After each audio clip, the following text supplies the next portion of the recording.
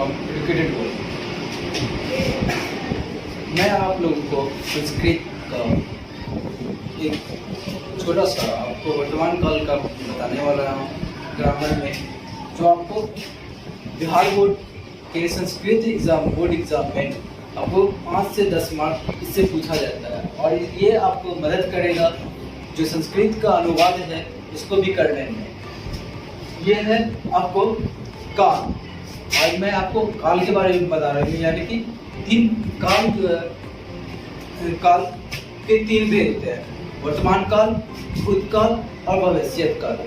मैं आपको आज वर्तमान काल के बारे में, लेकिन संस्कृत में उसको ना वर्तमान काल को हम लोग कहते हैं, यानी कि इंग्लिश में जैसे कहते हैं हम लोग प्रेजेंट टेंस, उसी तरह संस्कृत में उसको कहा जाता है लट लकार। संस्कृत में भी 3 तरह के काल होते हैं: लट लकार, लोट लकार और लेट लकार, यानी कि प्रेजेंट टेंस, पास्ट टेंस और फ्यूचर टेंस। आप लोगों को प्रेजेंट टेंस के बारे में बताता हूँ, यानी कि ये जब पुरुष हो गया।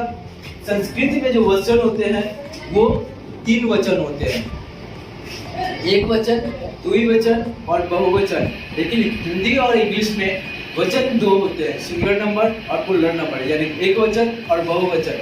लेकिन संस्कृत में आपको 3 वचन मिलते हैं: एक वचन, द्विवचन और बहुवचन। आपको ये पर्सन है। लेकिन हिंदी में क्या होता है, इंग्लिश में क्या होता है, आपको फर्स्ट पर्सन पहले रहता है, फिर सेकंड पर्सन, फिर थर्ड पर्सन। लेकिन संस्कृत में जस्ट अपोजिट रहता है। पहले प्रथम पुरुष को हम लोग कहते हैं थर्ड पर्सन, मध्य पुरुष को कहते हैं सेकंड पर्सन और उत्तम पुरुष को कहते हैं फर्स्ट पर्सन। ये जो है, इस पर आप जो देख रहे हैं ये स्ट्रक्चर है। जैसे इंग्लिश में है, ये संस्कृत में अनुवाद करने का ये स्ट्रक्चर है। अगर इस पर आप जो भी धातु रूप बनाना चाहेंगे तो इसी के आधार पर आपको वर्तमान काल का जितना भी धातु रूप है इसी पर आधारित रहेगा।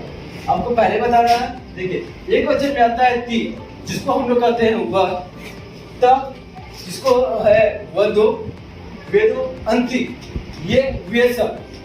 मध्य पुरुष यानी कि सेकंड पर्सन, इसमें आता है सी, जिसको हम लोग कहते हैं तुम, था यानी कि तुम दो, और था तुम सब। उत्तर पुरुष यानी कि फर्स्ट पर्सन में आता है आमी, यानी कि मैं, आवम हम दो, और आमा यानी कि हम सब। यानी इस पर क्या है आपको याद है, ये याद कर लीजिए। इस पर जिसका भी अगर आप धातु रूप बनाना चाहेंगे, आपको बिहार बोर्ड में 10th के एग्जाम में ये रहता है। 5 से 10 मार्क इस पर आधारित रहता है। जैसे ती, त, अंति, सी, त, था, आमी, आवा, आमा। मैं आप लोगों को इसी पर एक आधारित उदाहरण देकर समझा देता हूँ।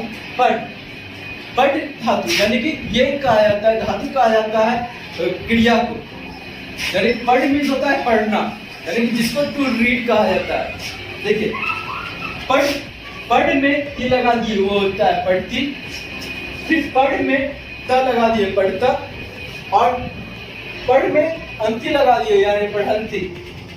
उसी तरह सेकंड पर्सन यानी कि मध्य पुरुष में पढ़ में सी लगा दिए पढ़सी, फिर पढ़ में था लगा दिए पढ़ता, और पढ़ में था पढ़त।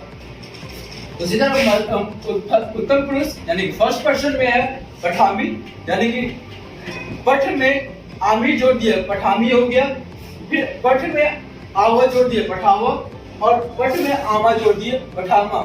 यानी कि पढ़ती को कहता है वो पढ़ता है, पढ़ता हम तो वे तो पढ़ते हैं, पठंती वे सब पढ़ते हैं। उसी तरह सेकंड पर्सन जो है पढ़सी, यानी कि वो तुम पढ़ते हो, पढ़ता तुम दो पढ़ते हो, पढ़ा तुम सब पढ़ते हो। उसी तरह उत्तम पुरुष फर्स्ट पर्सन में है पठामी, मैं पढ़ता हूँ, पठामा हम दो पढ़ते हैं, और पठावा हम सब पढ़ते हैं। इस तरह संस्कृत में आप किसी भी अगर धातु रूप बनाना चाहते हो वर्तमान काल का, तो इसी पर आपको बन जाएगा। जितना भी धातु रूप है वर्तमान काल का, इसी धातु रूप पर आपको आधारित मिलेगा।